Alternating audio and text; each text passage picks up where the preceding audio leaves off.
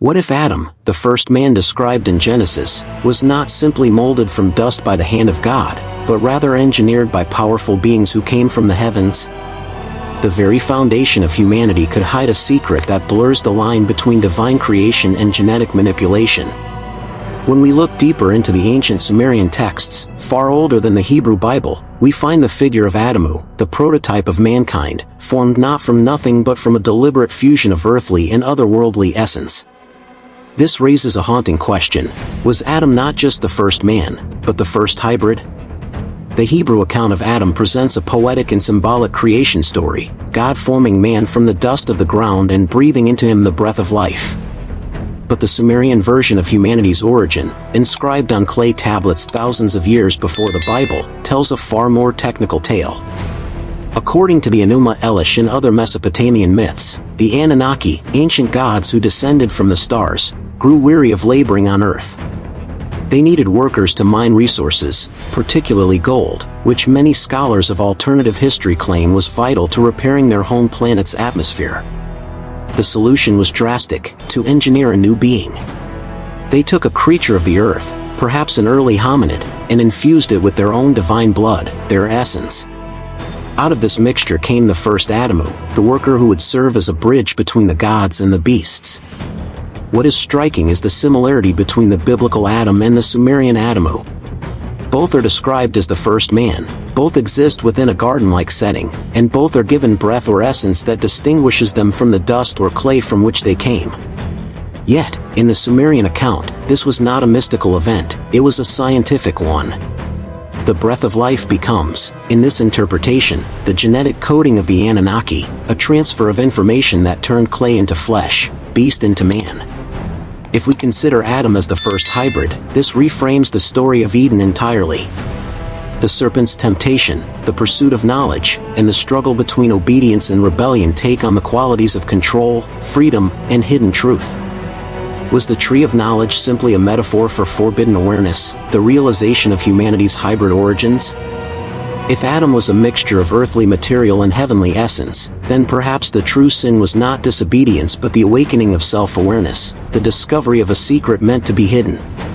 This possibility forces us to reconsider the role of God in Genesis. Was he the eternal creator, or was he a being, or beings, who acted as genetic engineers, masking their work in divine language? The plural word Elohim, often used in the Old Testament, complicates matters further. It literally means gods rather than a singular god. Why would the Hebrew text describe the Creator in plural form, saying, "Let us make man in our image, after our likeness"?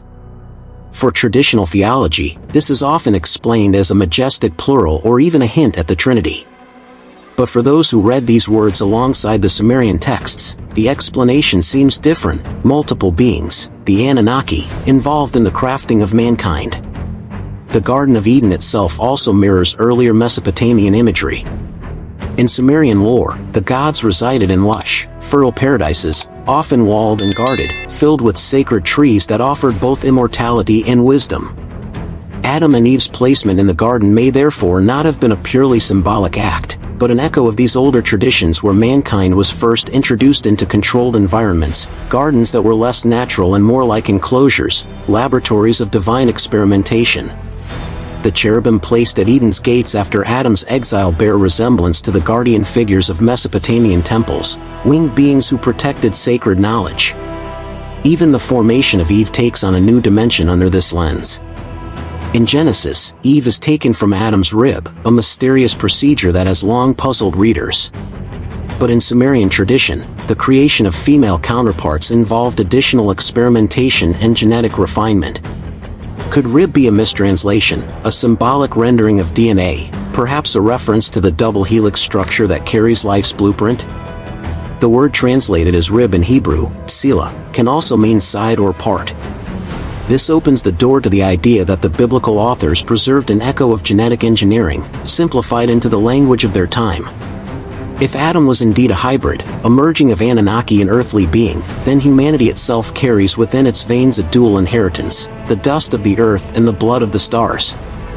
This would explain why mankind has always felt torn between two identities, our primal instincts pulling us downward, our aspirations and intelligence pulling us upward. The struggle between the beast and the divine, chaos and order, has been etched into our very DNA from the beginning. This possibility also sheds light on Cain, the son of Adam, who was marked and driven eastward to the land of Nod. Was Cain's mark not just a curse, but a sign of his altered lineage, a visible manifestation of his hybrid nature? Ancient traditions sometimes depict Cain as different, even monstrous. Perhaps he carried traits that revealed too much of the hidden experiment. His exile could represent not just punishment but containment, the attempt to keep the hybrid bloodline away from the eyes of the masses. If this is true, then the story of humanity's beginning is not one of innocence lost in a garden, but of control, manipulation, and hidden design. We were not merely formed to live in harmony with creation, but engineered to serve purposes we did not understand.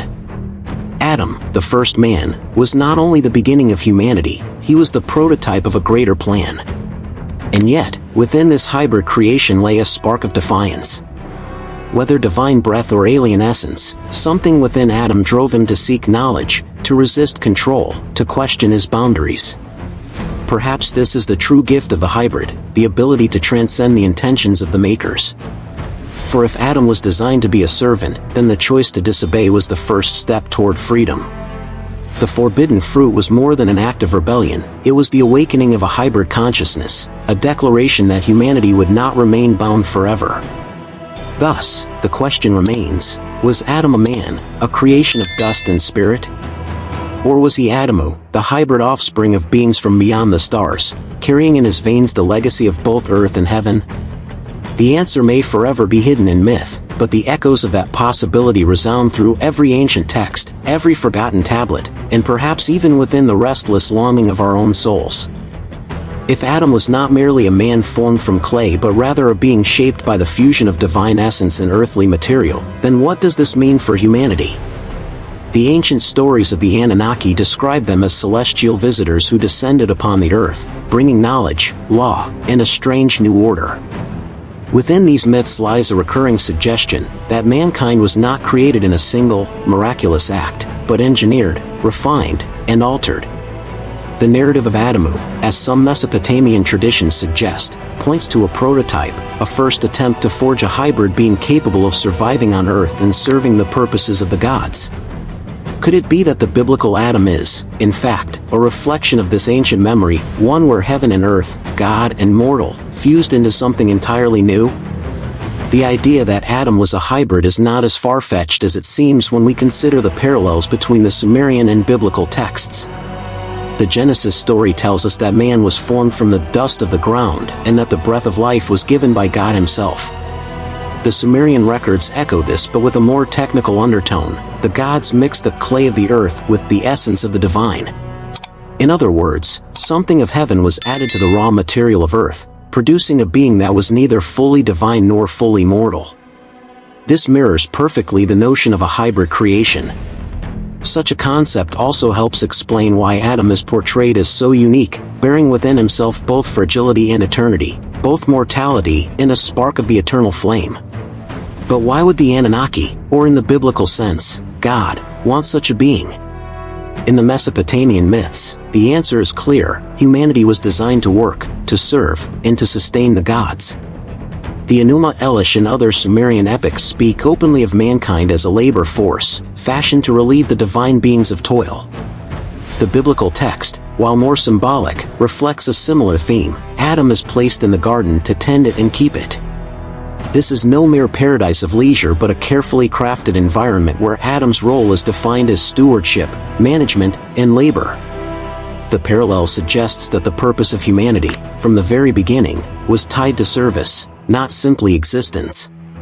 This hybrid theory also sheds light on Adam's extraordinary position as the progenitor of all humanity. If he carried within him both earthly clay and divine spark, then his descendants too inherited this duality. It is this very tension, between dust and divinity, that defines the human condition. We are fragile and fleeting, yet also capable of thought, creativity, and spirituality that seem to exceed the limits of mere biological creatures. The story of Adamu and the Anunnaki could thus represent not just the origin of mankind but the explanation of why humanity feels perpetually caught between two worlds, the earthly and the transcendent. Yet, there is also a darker implication in this story. If Adam was the first hybrid, then perhaps he was not the first attempt. Ancient Mesopotamian texts hint at failed prototypes, creatures that could not survive, beings without voices or purpose, discarded experiments of the gods.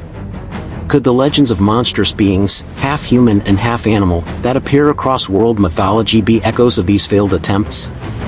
If so, Adam was not only the first man but the first successful hybrid, selected, refined, and preserved while others were abandoned to myth and shadow.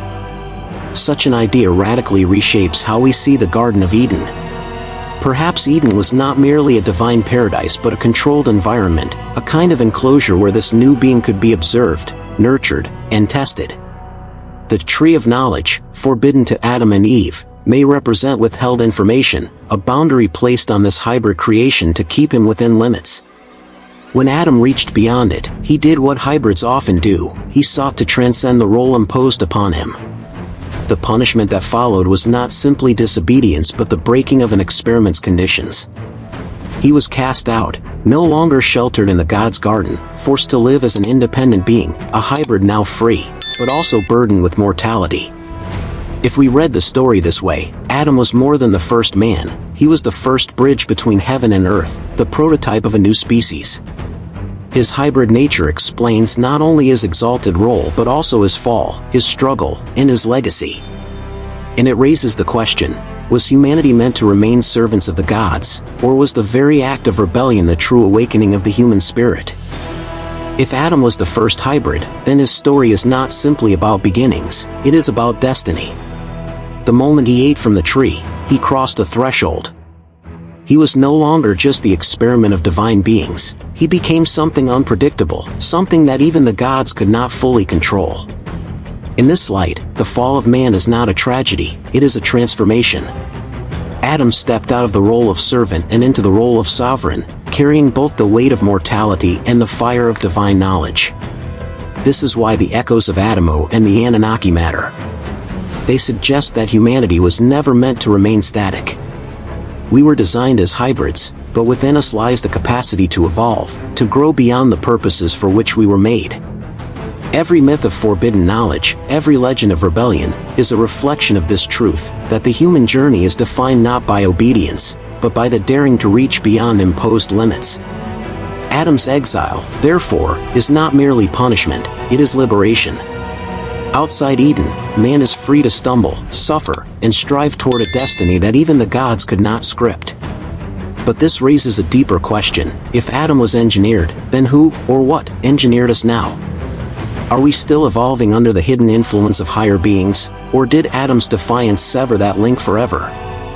The Sumerian myths suggest that the Anunnaki withdrew, leaving humanity to its own devices. The Bible suggests that God placed a flaming sword to guard the way back to Eden, ensuring that man could not return.